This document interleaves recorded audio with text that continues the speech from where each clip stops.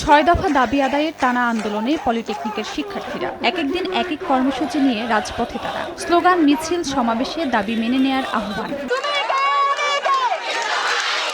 রোববার কেন্দ্রীয় কর্মসূচির অংশ হিসেবে রাজধানী সহ সারা দেশে মহাসমাবেশ করেন পলিটেকনিক শিক্ষার্থীরা। বলেন, ৬ দফা বাস্তবায়ন না হলে রাজপথ ছাড়বেন না তারা। যতক্ষণ পর্যন্ত আমাদের আন্দোলন সফল না হচ্ছে, আমাদের দাবি না মেনে নেওয়া হবে, ততক্ষণ পর্যন্ত আমরা রাজপথ ছাড়বো না। আমরা সারা বাংলাদেশের পলিটেকনিক ভাইদেরকে ঐক্যের আহ্বান জানাই।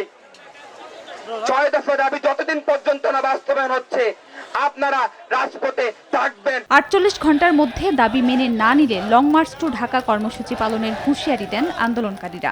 আগামী ৪৮ ঘন্টার ভিতরে কোনো সমাধান না দিন, তবে আমরা ৪৮ ঘন্টার মধ্যে লং মার্চ টু ঢাকা পালন করব।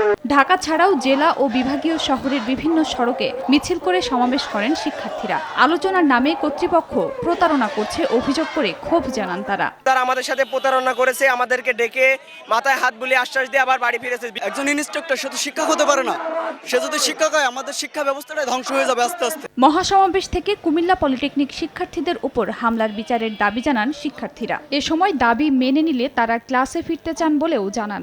দাবিটা মেনে নিক, আমরা সুষ্ঠুভাবে ক্লাসে যাই, ক্লাস করি। যদি আমাদের এই দাবি মেনে না নেওয়া হয়, তাহলে আমরা এই সম্মেলনের মাধ্যমে আমরা কঠোর থেকে কঠোর আন্দোলনের দিকে অগ্রসর হব।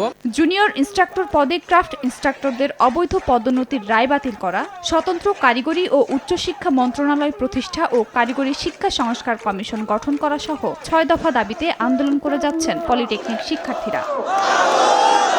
খাদিজা স্বপ্না, সময় সংবাদ।